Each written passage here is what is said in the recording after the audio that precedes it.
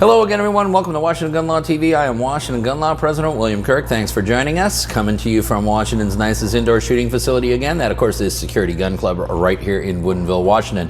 Listen, you can see by the title of today's presentation that we are going to be talking about something very evil, very sinister, very nefarious, and of course that means it came from the state of Illinois, because you see, there is no governor in America who hates his citizens more than Governor J.B. Pritzker, and in fact his hatred for his citizens is equaled only by his hatred for their Second Amendment rights. But apparently there's another constitutional amendment that is getting in the way of Governor Pritzker's ultimate goal, which is complete and utter civilian disarmament, and that's that pesky little thing called the First Amendment, you know, the one that guarantees us all free speech, or so we thought. So today, let's spend a few minutes, let's go back over to Illinois, and let's talk about the most evil gun law you will read all week.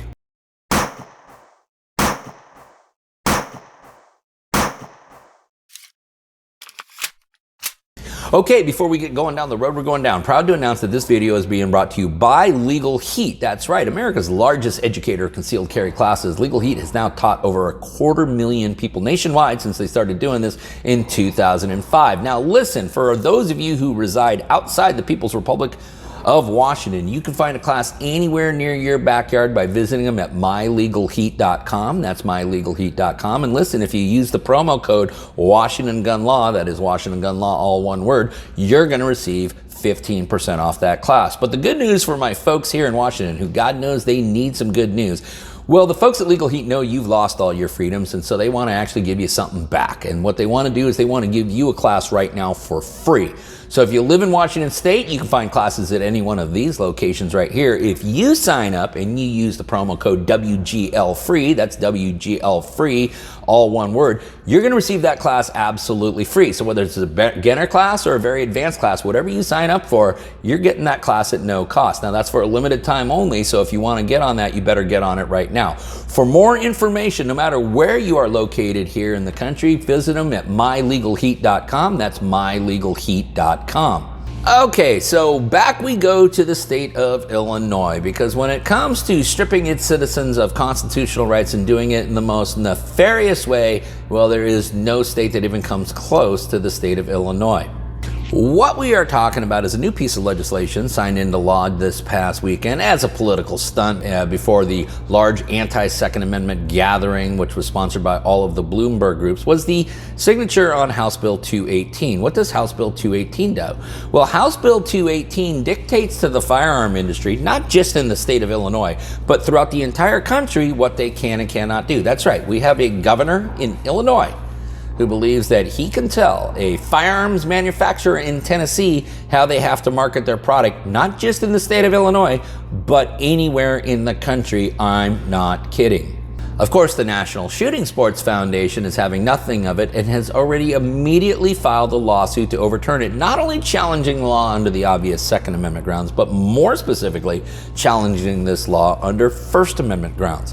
The complaint filed by NSSF states in part, under HB 2119, the sale, manufacturing, importing, or marketing of a firearm-related product anywhere in the country may be deemed to violate Illinois law and justify the imposition of sweeping liability, even if it complied with all state and federal regulations, if an Illinois judge or jury later finds that such conduct contributed to a condition in Illinois that endangers the safety or health of the public.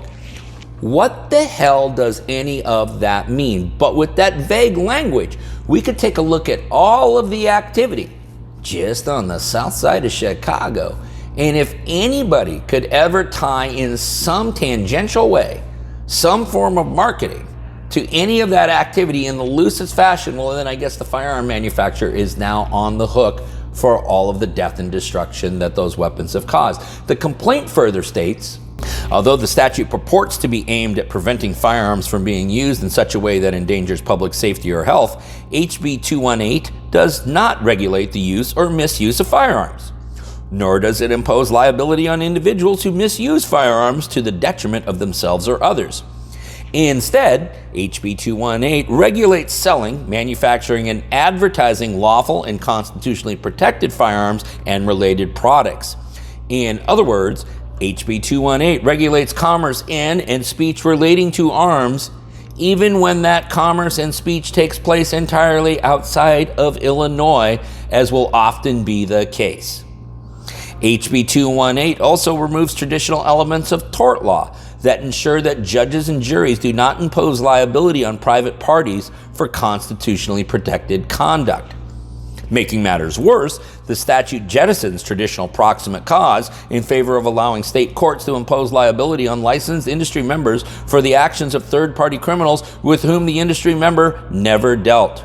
And this is akin to really kind of break that down for you, is if somebody walked onto a Ford dealership today, bought themselves a brand new Ford F-150 pickup truck, drove it off the lot, next week gets completely hammered, goes out on the roadway, causes an accident, a drunk driving accident, and kills a family of 4. And yes, unfortunately, that kind of stuff happens. This would allow the state then to sue the Ford Motor Company for that family's death. The complaint further states, none of that is consistent with the Constitution. The First Amendment prohibits states from punishing wide swaths of truthful speech about lawful products, even if the products are dangerous or the speech is unpopular.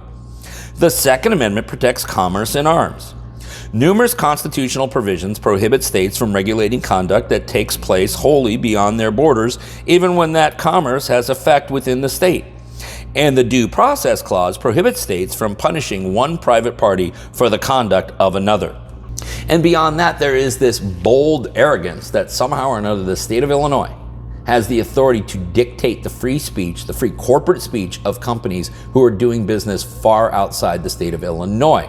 The complaint further states, all of that is reason enough to invalidate Illinois' new statute, but there is even a more obvious problem with HB 218. It is squarely preempted by federal law. In the late 1900s and early 2000s, several state and local governments sought to use novel applications of common law theories like negligence and nuisance to impose civil liability on manufacturers and sellers of firearms and ammunition when third parties misused their products. Congress saw these lawsuits for what they were, unconstitutional efforts to stamp out lawfully and constitutionally protected activity. To end such incursions, Congress enacted the Protection of Lawful Commerce in Arms Act in 2005 by wide margins on substantially bipartisan basis. The PLCAA expressly prohibits and preempts state civil actions brought by any person against a manufacturer or seller of firearms or ammunition for damages, punitive damages, injunctive or declaratory relief, abatement, restitution, fines or penalties, or other relief resulting from the criminal or unlawful misuse of firearms or ammunition by the persons or a third party. So, this is good law in the state of Illinois. I'm sure it had an emergency enactment clause, much like their assault weapon ban did, much like any other Second Amendment stripping piece of legislation in Illinois does. It probably has an emergency enactment clause. The challenge is ripe right now. NSSF has thrown their hat in the ring. They're going to lead the charge on this. We're going to very, very carefully watch this lawsuit. Why? Because this is an incredibly dangerous piece of legislation. We spend most of our time here on the channel talking about legislation which clearly violates the Second Amendment. This is a piece of legislation which blatantly and by design not only violates the Second Amendment, but starts with the preface of let's violate a person's First Amendment rights. This is an absolute restriction on free speech. It's a restriction on commercial speech. Commercial speech is governed and protected the same way as our protective, free, and personal speech. This is the most dangerous piece of gun legislation we've seen on this channel in a long time. It must be overthrown. We need to all very carefully watch this.